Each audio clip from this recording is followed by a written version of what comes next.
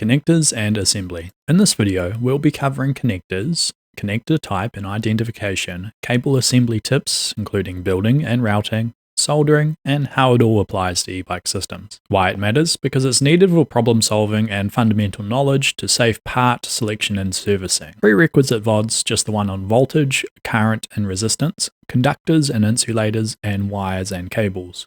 Let's begin with a few key concepts. Starting with a connector, it electrically links two or more wires or cables together. An example of a connector is just like a plug going into a wall outlet. Cable assembly is a group of wires or cables combined into a single unit with a protective sleeve, like this here. Cable routing is planning and placement of cables and wires. Our example here, we have some cables that actually go off screen and is yet to be routed, but here with the zip ties we routed in place so it can easily fit inside the enclosure without being pinched. Connector types. Connectors are like wires, and the fact that they can handle amps or current based on their size. Connectors, they have a male and female side. Mostly they come in pairs, and this is what a female side looks like, and this is what the male side looks like. Another way to think of it is just innie and outie. There's three types of connectors that you'll come across usually on e-bikes. You'll have a pin connector, which is just like a very small signal connector, a bullet connector, which is usually used for medium to high power, and a spade connector, which you'll see on some e-bikes, but it's not as superior as a bullet connector because the bullet connector is more of a snug fit. Now, there is a lot of connectors to cover, but we'll just go over a few of the common ones, starting with battery connectors on e-bikes. To begin with, we have the AMAS XT family. So AMAS is the brand, XT is the type of connector. Comes in three flavors, XT30s, XT60s, or XT90s. They are rated in current, respectively to their name, 30 amps, 60 amps, 90 amps. And with each respective size, they'll accept the maximum gauge of 16, 12, or 10. My rating for this connector is 5 stars because it is an anti-spark connector if you get a genuine AMAS XT one. And what that means is it essentially stops the floodgates of electricity flowing into the controller when you connect the battery back to it. So it's just a nice handy safety mechanism that's built into the connector itself. So to save time, on the next connectors, I'm just going to go over a description of what they are and why I rated them. You can see their rated current and their wire gauge that they have here. The next one we have is the QS connectors. Think of them like the XT connectors, but they're just a bigger, beefier version under a different brand. These are also anti-spark connectors. That's why I've rated them 5 stars. So great for high power builds, but physically a bit bigger. Anderson power poles. They are a cheap, easy connector which are identical on the positive and negative side. However, that's not always a good thing for safety because you could easily plug them in the wrong orientation, causing all kinds of problems for the circuit. But they are a cheap, reliable connector. I'd give them a 2-star just because of the safety aspect. Next, we have Molex bullet connectors. These connectors are designed to be crimped instead of soldered, so they are quick to connect wires to. However, they're not good for repeated cycles. What I mean by that is these connectors are best served inside the battery itself rather than like a terminal like this where you'd unplug and plug in all the time. 2-star just because they're really cheap, cheerful, but they don't really last long if you're using them over multiple cycles. Then we have the Hylong 4 or 5 spade connectors. These are just your average e-bike battery connectors. Being a spade, you don't really have the greatest surface area. If you'd want to maximize your contact area, what you'd do is you'd actually solder, say, a positive wire between 2 terminals and your negative wire between the other 2, so you get the benefit of the electricity being divided between each spade. Moving on to the Re-Engined Dorado. This connector is really common. It's a bullet connector. Nothing too special and nothing too bad either about this connector. It just gets a little bit dirty from time to time, so make sure that you keep it clean. Then we have Re-Engined's version of a spade connector. It would be great if you end up using all of these spades, but if you just use 1 or 2 of them, it's a bit inferior. Otherwise, an okay connector. Next, we have the EC connectors. These connectors are like a basic version of your XT or QS. They are a good bullet connector, however, they do not have any anti-spark function. Therefore, they just become a solid mid-range connector. And lastly, we have the OEM connectors. So I've just grouped together things like Bosch, DJI, Shimano, all of them. The reason why they're a decent connector is because a lot of these companies have done quite a lot of R&D into their proprietary connectors, so therefore they'd be designed to be cycled a lot. However, most of these e-bikes are under 1000 watts, which ends up being usually less than 30 amps. Not a 5-star connector because they are proprietary and they don't work with other families, and sometimes they don't even work with other generations. Like this is a Bosch Smart connector, which doesn't work with previous generations of battery connectors. And then we have the rest. So these are common e-bike motor, charger, and other connectors. Starting with the motor ones, the Juliet Z910 or Z916, one's circular, one's octagonal. They have the motor 3-phase pins, which are thicker, and then the smaller signal pins, which are for your hall sensors and temperature and other things. On the sensor side, it's usually less than 3 amps, but the power is usually 30 to 40. Here's the respective wire gauges, sensor side, current, solid mid-tier connector. You see a lot of these connectors on rear geared hub motors. More on what they are in a later video. Next, we have the XT150 connectors. They're a 6mm bullet connector. They're good for 150 amps, like the XT namesake, and they are a solid mid-tier connector. If you needed more power than 150 amps, you can easily just get a raw bullet connector that's larger than 6mm. Next, we have the L1019 connector. These are a little bit more robust than the Juliet motor ones just because they have this little thread on here so you can screw both ends together. And that's the reason why I've given them 4 stars instead of 3.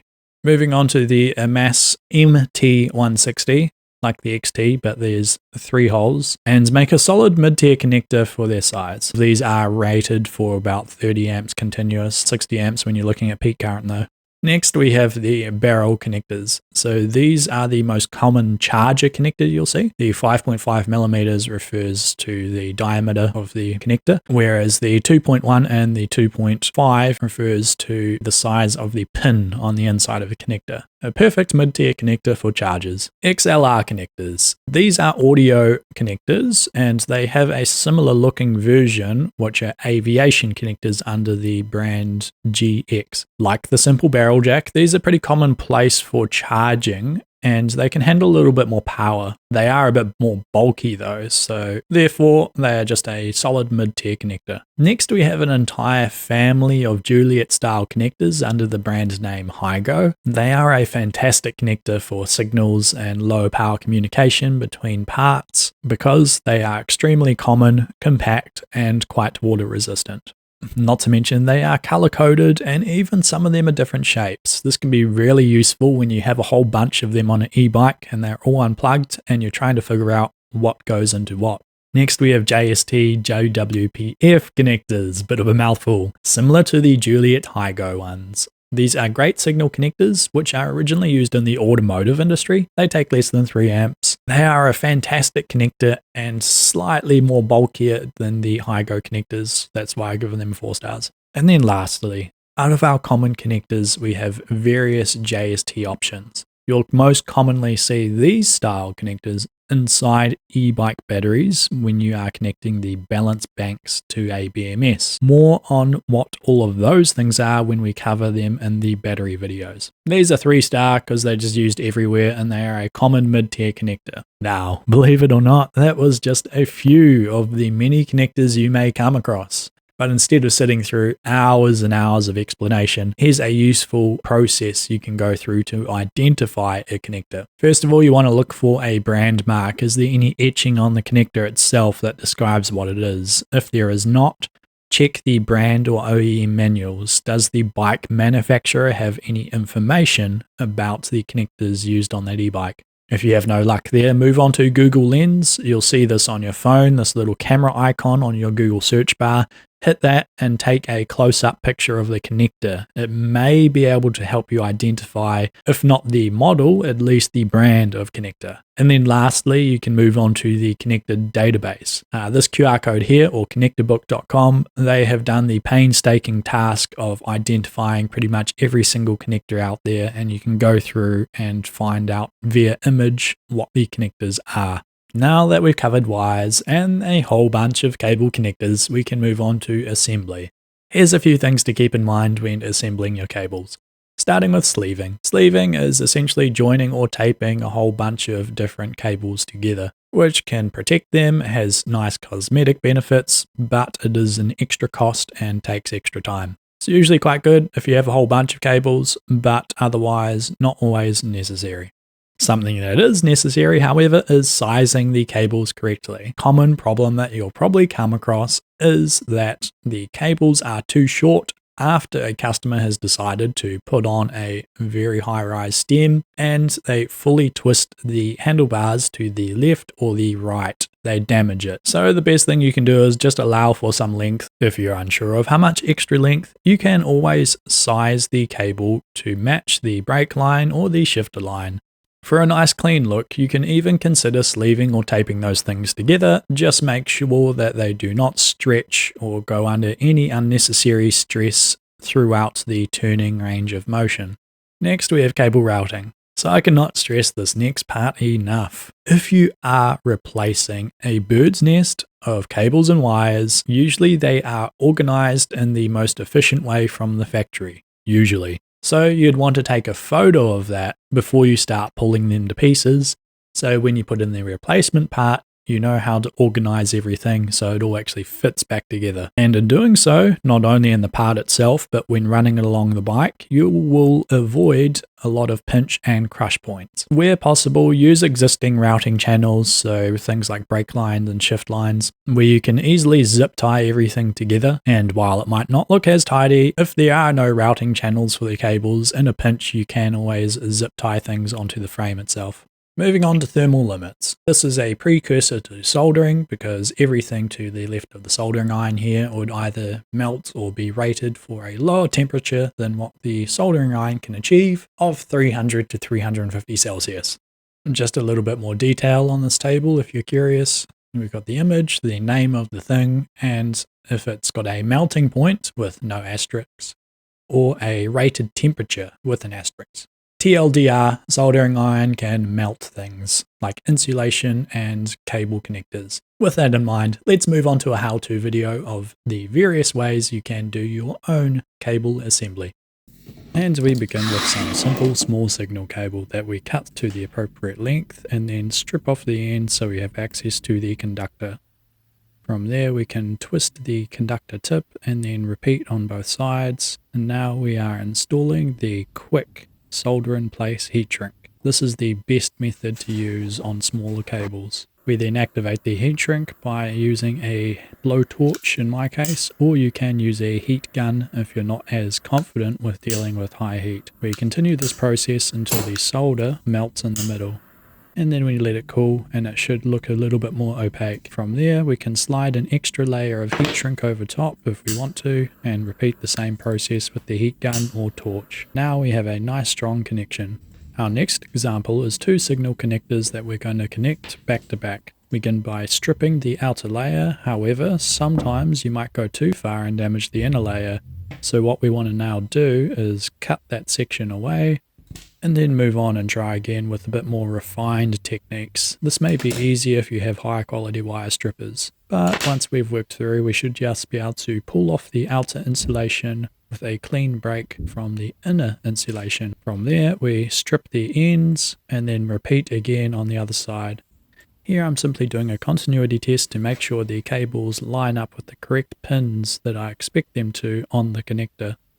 Usually you'd wire the same coloured wires, however through this process I discovered they needed to be wired differently, as pictured here. Sometimes when you install heat shrink on a small section of wire, the heat shrink can be too long, so if we attempted to solder this it would instantly shrink the heat shrink and we'd be unable to insulate the wire, so we need to cut it so it's a bit smaller, as pictured.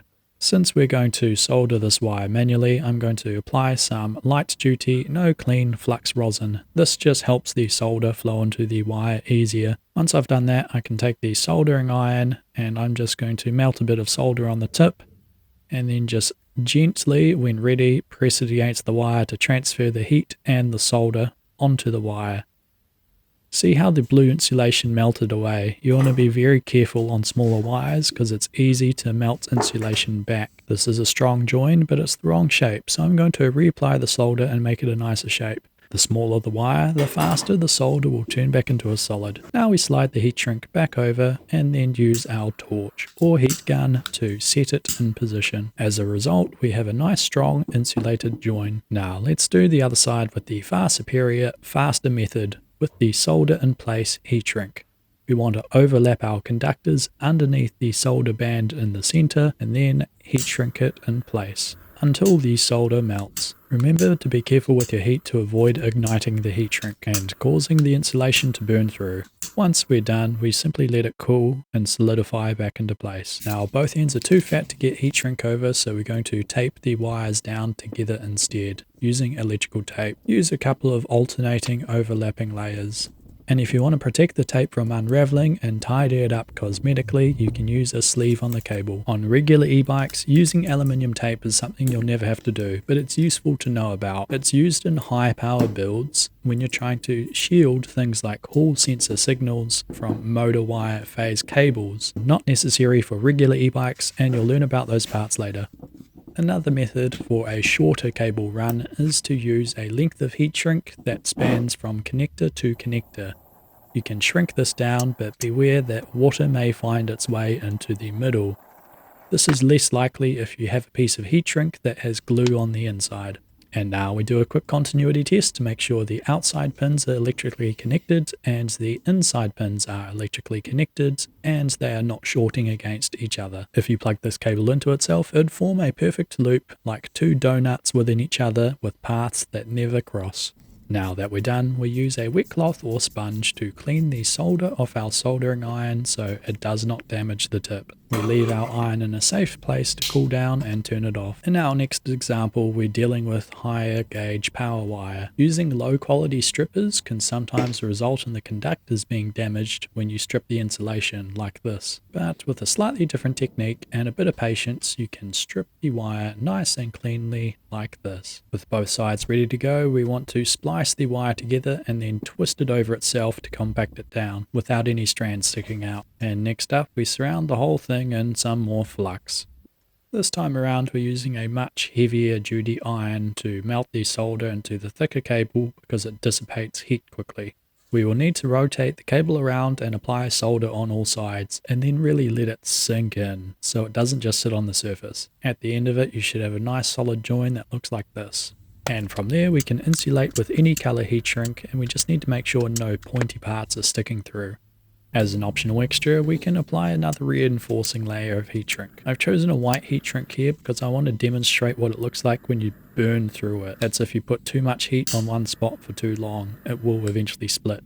Next up, we have an EC bullet style connector. We want to slide the housing over the wire like we would heat shrink, and then attach the bullet connector on the end, and then it can be slid back over. That's for this particular connector. So we start by covering the two parts in flux paste, then apply the solder, but we want to make sure that we get a lot of solder onto this connector so it really sinks through and is not just on the surface. The back end is exposed, so we need to cover that in solder too, and now we have a solid connection. We can then slide the connector back over the bullet, and there we have a finished connection. Another extra step you may take is to clean any flux away using a rag with degreaser or isopropyl alcohol. It can leave a nice finish, and it allows you to take time to inspect the connection. Once we finished up, we clean the solder off our iron, put it back into its holster and turn it off and allow it to cool. In this last example, sometimes when you make connectors where there are repeated cycles, where you're plugging and unplugging all the time, it can be a good idea to reinforce the wires onto the back of the connector. This first example has no reinforcement and the solder may deteriorate over time. However, this next example is the same connector with hot glue as a reinforcement. Not only does this provide extra insulation, but also extra strength for the wires. And then finally, you can use hot glue and heat shrink over top of that. This provides maximum strength and a nice clean finish. This can actually be seen to be used in the industry by some OEMs like Bosch with their internal cable assemblies for their batteries. And here's a close-up of all three side by side. Click here to watch the next video. It is the best free thing you can do to tell YouTube to support the channel. Otherwise, if you want to do more, check out the links in the description. Thanks for watching.